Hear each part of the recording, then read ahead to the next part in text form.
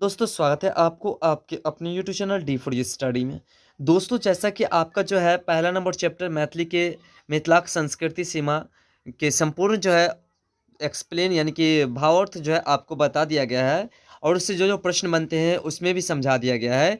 साथ साथ दोस्तों इसमें जो लेकर क्या है उस चैप्टर के जितने भी ऑब्जेक्टिव और सब्जेक्टिव क्वेश्चंस बनते हैं उन सारे प्रश्नों को लेकर क्या है दोस्तों 2024 की जो आपकी तैयारी होने वाली है क्लास 10th की सबसे बेहतरीन तरीके से तैयारी होने वाली है, जिसमें किसी भी सब्जेक्ट को नहीं छोड़ा जाएगा, सभी सब्जेक्ट का मस्ती से तैयारी कराया जाएगा। और आपको पता है कि मैथिली और हिंदी का जो है कोई भी ऐसा यूट्यूब चैनल या फिर कोई ऐसे कोचिंग संस्थान है जहाँ पे जो है शुरू से या फिर पढ़ाए ही नहीं जाते, लास्ट में कुछ बता दिए जाते हैं। लेकिन हम दोस्तों डी फॉर यू स्टडी एकमात्र ऐसा है जो कि शुरू से आपको बताने का प्रयास करता है। तो चलिए देखते हैं एक एक करके सारे प्रश्नों को। दोस्तों आपका पहला प्रश्न है कि मैथिली मिथिला में लोकल भाषा है कौन सा? लोक भाषा, मातृभाषा, राज्य भाषा और आंचलिक भाषा। तो दोस्तों इसमें जो आपका राइट आंसर हो जाएगा आपका ऑप्शन नंबर बी, मातृभाषा। चलिए अगले प्रश्न को देखते हैं। अगला प्रश्न दोस्तों आपका जो है प्रश्न नंबर 2 कह रहा है कि प्रवेशिका मैथिली साहित्यिक संपादक छथि। प्रवेशिका मैथिली साहित्य के जो है संपादक या लेखक के छथि। ऑप्शन गंगापति सिंह, हरिमोहन झा, आरसी प्रसाद सिंह और ए और बी दोनों। तो दोस्तों प्रवेशिका मैथिली साहित्य के जो संपादक है वो दोनों है, ए और बी दोनों, यानी कि गंगापति सिंह और हरिमोहन झा दोनों है। तो ऑप्शन नंबर डी आपका राइट आंसर है। अगला प्रश्न है आपका प्रश्न नंबर 3। प्रश्न नंबर 3 आपका कह रहा है कि मिथिला मंडल संस्थापक स्थापना कैलनी, यानी मिथिला मंडल की स्थापना के कैलनी doctor Lakshman Jha, doctor Subhadra Jha, doctor Ramdev Jha या फिर रत्नेश्वर मिश्र। तो दोस्तों मिथिला मंडल संस्थापक जे स्थापना कैलनी वो कहने छला अपने के जे doctor Lakshman Jha. Option number A आपका राइट आंसर हो जाएगा। अगला प्रश्न आपका है प्रश्न नंबर 4। प्रश्न नंबर 4 आपका कह रहा है दोस्तों कि मिथिला ए यूनियन रिपब्लिक पोथी के लेखक थी का।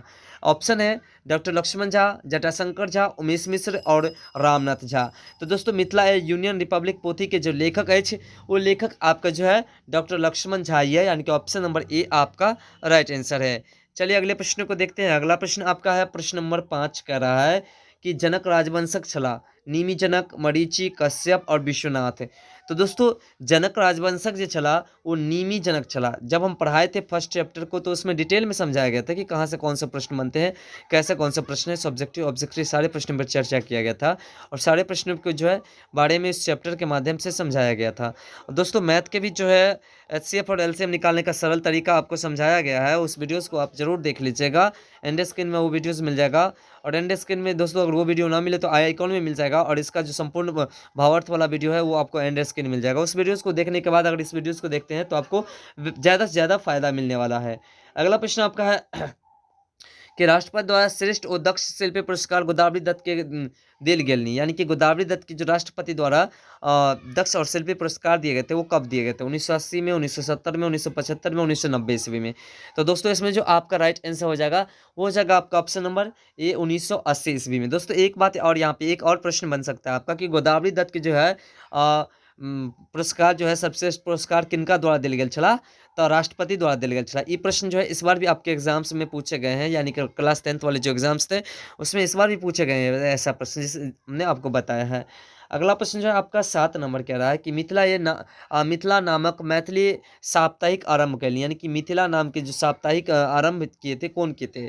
सुधांशु शेखर, डॉक्टर लक्ष्मण झा, चंद्रनाथ मिश्र, अमर या फिर रामनाथ झा। तो दोस्तों मिथिला नामक पोथी जो साप्ताहिक प्रारंभ किए थे वो किए थे दोस्तों आपको जो है डॉक्टर लक्ष्मण झा, यानी कि ऑप्शन नंबर बी जो है आपका राइट आंसर है। अगला प्रश्न दोस्तों प्रश्न नंबर 8 पर कह रहा है कि 24 योजन बराबर होते छ। तो 24 योजन बराबर इसके बारे में भी डिटेल में वर्णन किया गया है, यानी कि 24 योजन जो है वो मिथिला की लंबाई है। मिथिला की लंबाई 24 योजन है। तो 24 योजन बराबर 24 कोस, 48 कोस, 72 कोस, 96 कोस। तो दोस्तों 24 योजन बराबर 96 कोस होते हैं, क्योंकि एक योजन बराबर जो ना 4 कोस होते हैं। ठीक है, ये सभी बातें जो है डिटेल में समझा दिया गया, इसलिए कहते हैं अगर आप संपूर्ण भावार्थ वाला सारे वीडियोस को देख लेते हैं उसके बाद प्रश्न उत्तर वाले देखते हैं तो डिटेल में समझ में भी आएगा और आप अपनी एग्जाम की तैयारी भी बेहतरीन तरीके से मैथिली का और हिंदी का भी कर सकते हैं। दोनों को बताया जा रहा है विस्तृत तौर पर एक्सप्लेन के साथ। और दोस्तों साथ साथ जो है आपके साइंस, सोशल साइंस और मैथ के भी वीडियोस अपलोड हो रहे हैं कंटिन्यू, और अभी थोड़ा सा ढीलो ही चल रहा होगा भले ही, लेकिन अब बहुत फास्ट कर दिया जाएगा, बहुत जल्द जल्द बताया जाएगा। तो आप लोग जो है धैर्य धर करके जो है अपने डी फॉर स्टडी से जुड़ जाइए। चैनल पे नहीं तो सब्सक्राइब कर लीजिए। अगला प्रश्न है कि एक योजन बराबर होते, जैसा कि हमने आपको बताया कि 4 कोस ऑप्शन नंबर ए आपका राइट आंसर है। अगला आपका 10 नंबर प्रश्न है कि कह रहा है कि कोसी से गंडकी धरी मिथिलाक नमती है, यानी कि कोसी से गंडकी धरी मिथिलाक लंबाई कितना है। तभी हमने बताया आपको कि 24 योजन, अगर कोस में पूछे तो 96 कोस। ठीक है, तो ऑप्शन नंबर बी आपका राइट आंसर है। अगला प्रश्न आपका 11 नंबर की कह रहा है कि लिंग्विस्टिक सर्वे ऑफ इंडिया के लेखक छथि Jayakant Mishra, Radhakrishna Chaudhary, doctor Abraham Lincoln और डॉक्टर गिरियर्सन। तो लिंग्विस्टिक सर्वे ऑफ इंडिया के लेखक छथि डॉक्टर गिरियर्सन, यानी कि ऑप्शन नंबर डी आपका राइट आंसर है। अगला प्रश्न दोस्तों आपका 12 नंबर प्रश्न आपका कह रहा है कि मिथिलाक चौड़ाई अछि, मिथिलाक चौड़ाई कतेक अछि। 64 कोस, 65 कोस, 66 कोस और 67 कोस। तो दोस्तों इसका आंसर आपको खुद देना है, बस हम आपको योजन में बता देते हैं। योजन में जो है 16 योजन होता है। तो आप हमें कमेंट करके बताइएगा कि कोस में कितना होगा। 4 ऑप्शन है, इसी में से कोई एक ऑप्शन है, तो कमेंट करके जरूर बताइएगा। अगला प्रश्न आपका है 13 नंबर। 13 नंबर प्रश्न आपका कह रहा है कि मिथिला में विदेह एवं डॉट डॉट दू गणराज्य छल, मगध, वैशाली, लिच्छवी और राजगिरी। तो दोस्तों मिथिला में विदेह एवं लिच्छवी गणराज्य छल, यानी ऑप्शन नंबर सी आपका राइट आंसर है। दोस्तों ये सारी बातें जो है आपको जो संपूर्ण भावार्थ के साथ भी समझाया गया है। अगला प्रश्न आपका कि जैन धर्म पर प्रवर्तक चला, यानी कि जैन धर्म के जो प्रवर्तक चला वो के चला। महावीर स्वामी, इनमें से क्यों नहीं, और भीमराव अम्बेडकर और महात्मा बुद्ध। तो दोस्तों जैन धर्मक प्रवर्तक जो चला वो महावीर स्वामी चला, यानी कि ऑप्शन नंबर ए जो आपका राइट आंसर है। अगला प्रश्न आपका 15 नंबर। 15 नंबर प्रश्न आपका कह रहा है कि दरभंगा में पुस्तक भंडार नामक संस्था के खोलनी या खोलनी। रामलोचन शरण, गंगापति सिंह, हरिमोहन झा और गंगानंद सिंह। तो दोस्तों दरभंगा में पुस्तक भंडार नामक संस्था जो खोलनी, रामलोचन शरण खोलनी, ये सब बताया पूरा डिटेल में समझाया गया उसमें। और साथ साथ कहिया खोलनी, तो 1916 ईस्वी में खोलनी, 1916 ईस्वी में। तो चलिए आप चलते हैं इसके सब्जेक्टिव प्रश्न की ओर। इसमें जो सब्जेक्टिव प्रश्न बनते हैं, जैसा कि इसमें पहला प्रश्न है कि मिथिला के बसौने चला। इसका आंसर है मिथिला राजस्य निमिक पुत्र मिथि बसौने चला। ये प्रश्न ऑब्जेक्टिव में भी कभी कभी पूछ देते हैं, और भावार्थ के साथ में भी डिटेल में ये समझाया गया है, इसलिए कहते हैं बार बार कि उसे आप जरूर देख लिया करिए। अगला प्रश्न है कि बृहद विष्णु पुराणक अनुसार मिथिलाक लंबाई चौड़ाई लिखो, यानी बृहद विष्णु पुराणक अनुसार मिथिलाक लंबाई चौड़ाई कतेक अछि। तो बृहद विष्णु पुराणक अनुसार मिथिलाक लंबाई 24 योजन अर्थात 96 कोस, और चौड़ाई जो है 16 योजन अर्थात 64 कोस, है ना। एच ई कोशिश गंडकी धरी नाम अनमती या फिर नाम मिथिला हिमालय गंगाधरी चाकर अछि। ई जे लंबाई चौड़ाई अछि इस प्रकार से वर्णन किया गया है। अगला जो प्रश्न आपका प्रश्न नंबर 3 कह रहा है कि लेखकक अनुसार मिथिलाक पूर्वी सीमा कते धरि अछि। लेखक के अनुसार, तो लेखकक अनुसार मिथिलाक पूर्वी सीमा कोशिश पार के पूर्णिया जिलाक संपूर्ण भाग आ दिनाजपुर विस्तृत पश्चिमी भाग धरि मिथिलाक सीमा अछि, यानी कि पूरब दिशा में पूर्णिया जिलाक संपूर्ण भाग, और पश्चिमी दिशा में जे छै वो दिनाजपुर जो है विस्तृत जितने भाग है सारे का सारा। चलू बढ़ल जाओ अगला प्रश्न की ओर। अगला प्रश्न आपका 4 नंबर कि डॉक्टर गिरियर्सन साहबक अनुसार मिथिलाक पूर्वी सीमा कते धरि अछि। तो डॉक्टर गिरियर्सन साहबक अनुसार मिथिलाक पूर्वी सीमा दिनाजपुर पश्चिमी भाग धरि अछि, दिनाजपुर के पश्चिमी भाग से पूरा लेकर के, है ना, पूर्णिया जिला। अगला प्रश्न आपका 5 नंबर है कि जैन और बौद्ध धर्म के कोनो दो अंतर लिखो, यानी कि जैन धर्म के और बौद्ध धर्म के क्या क्या अंतर, इसको लिखने के लिए। तो देखिए जैन धर्म के अ, अंतिम तीर्थक जो महावीर स्वामी छलथिन, और बौद्ध धर्मक संस्थापक गौतम बुद्ध छलथिन। और वैशाली में जैन धर्मक अति तीर्थकर महावीर स्वामी उत्पन्न भेल छलाह, और भगवान बुद्ध प्रचार वैशाली क्षेत्र रहल, यानी कि दोनों के जो अलग अलग क्षेत्र है।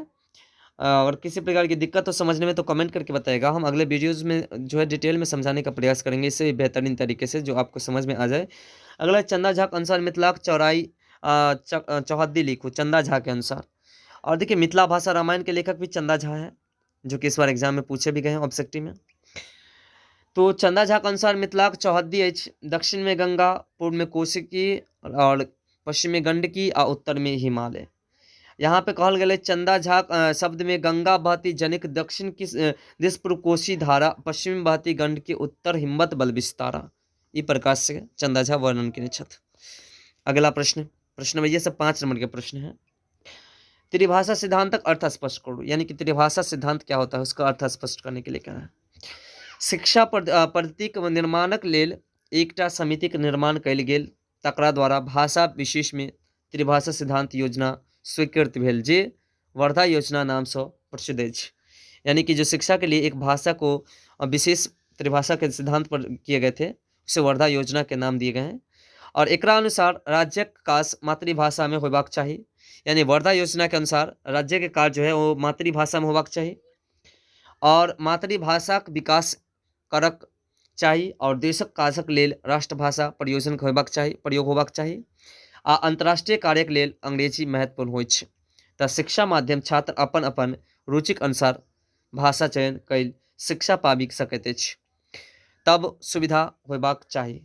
यानी कि अगर शिक्षा का माध्यम बच्चे के हिसाब से डिपेंड करे कि वह कौन से भाषा पढ़ेंगे, तो डिटेल में बच्चे को समझ में आएगा और बच्चे को अपनी मातृभाषा से लगाव भी बनी रहेगी। तो दोस्तों ये पहले चैप्टर के जितने भी ऑब्जेक्टिव यानी कि 15 ऑब्जेक्टिव, कुछ 2 नंबर के सब्जेक्टिव और कुछ 5 नंबर के सब्जेक्टिव प्रश्न थे, जो कि हमने आपको डिटेल में समझा दिया। संपूर्ण भावार्थ वाला वीडियोस भी अपलोड हो चुका है और नेक्स्ट वीडियोस भी अपलोड होगा जिसमें मैथ भी रहेगा और अगले वीडियोस मैथिली सबका कंटिन्यू चलता रहेगा। तो आशा करते हैं कि हमारे द्वारा बताई गई जानकारी शायद आपको पसंद आया हो। पसंद आए तो वीडियो को लाइक कर लीजिएगा, चैनल को सब्सक्राइब कर लीजिएगा, जिससे कि आपको नए नए वीडियो का नोटिफिकेशन मिलता रहे और अपने दोस्तों में शेयर कर दीजिए जिससे कि वो भी इसका लाभ ले सके। तो दोस्तों मिलते हैं अगले वीडियो में इस तरह के नए टॉपिक के साथ। तब तक के लिए बाय, जय हिंद, जय भारत।